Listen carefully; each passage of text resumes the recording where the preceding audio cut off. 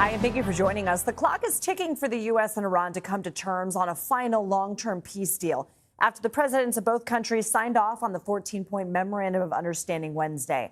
U.S. Central Command says it has officially lifted its naval blockade of all maritime traffic entering and exiting Iranian ports on the Arabian Gulf and Gulf of Oman. At least 10 commercial vessels have transited the Strait of Hormuz since the deal was signed, an improvement since the start of the war, but a ways away from the 130 ships that passed through the strait before hostilities began.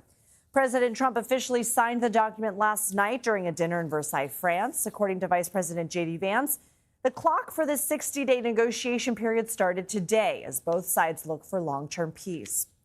But the preliminary agreement is facing pushback from lawmakers on both sides of the aisle who feel it doesn't accomplish what the administration sought out to do at the start of the war. President Trump, however, says he's not worried about the deadline as long as Iran behaves.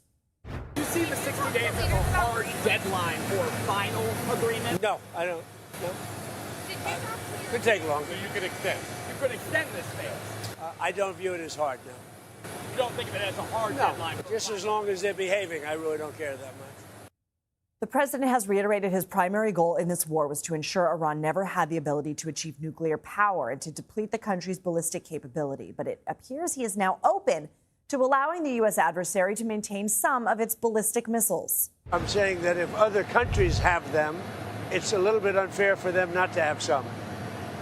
A ballistic missile is not the same thing as what we're talking about when we talk nuclear. Our Wee Jiang asked the vice president earlier today about the president's remarks and whether his stance will change when the U.S. and Iran reach a final agreement.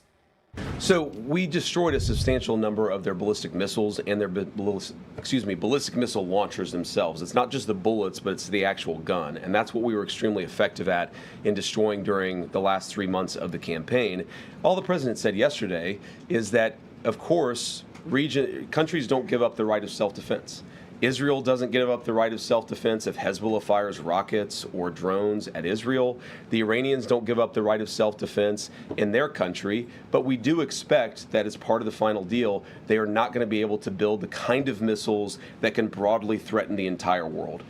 Joining us now is CBS News White House reporter Aaron Navarro. So, Aaron, there seems to be a lot of confusion surrounding this MOU since its signing. President Trump says the U.S. isn't giving Iran any money, and reports of that are false. But the memo states the U.S. will release funds based on merit. Clear this up for us. That's right, Lindsay, and that has been a big sticking point that has caused criticism from both sides of the aisle. The memo states that there will be a reconstruction and economic development fund of up to $300 billion, but says exactly how that is implemented, the pace of which it is made available to Iran will be finalized during this 60-day window. Vice President Vance, in the many interviews he's done this week, in addition to the press briefing he did at the White House today, said that no U.S. taxpayer dollars will go to Iran. And when it comes to the unfreezing of assets, you've also heard President Trump at his G7 press conference yesterday argue that that is not money from the U.S., and since it is technically funds that had already been owned but just frozen by Iran. Vance said anything that could help Iran financially will be primarily funneled through investments by regional allies, and said it will only be made available if Iran, quote, changes their behavior in the next 60 days, essentially meaning if Iran agrees to the top line points that the U.S. wants when it comes to never building a nuclear weapon, when it comes to getting rid of the enriched uranium that it has, that is when you could see things like U.S. sanctions starting to be lifted on Iran. But even though the U.S. and the White House says no taxpayer dollars are going to Iran right now, they are benefiting financially from this memorandum of understanding because the U.S. blockade on its ports has been lifted and essentially enabling it to sell Iranian oil, which it has been unable to do for weeks now.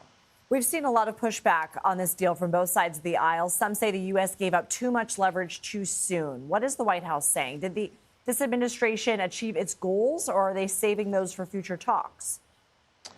You are seeing them argue that they have maintained its goals, particularly when it comes to military strikes, decimating Iran's nuclear program, decimating Iran's military in general. They also argue that, in addition to the economic leverage of sanctions, has put them in a position to get a more firm commitment from Iran to never build a nuclear weapon. A lot of that was, of course, the case during President Obama's nuclear deal with Iran, and now there are other issues that the White House has seemingly had concessions on, such as ballistic missiles, which you mentioned earlier in the show. But lawmakers on both sides of the aisle are criticizing the fund that Iran might have access to, with the most notable statement coming from the chairman of Armed Services in the Senate, Roger Wicker, who says that he was concerned that the MOU negotiates away the victories of Operation Epic Fury.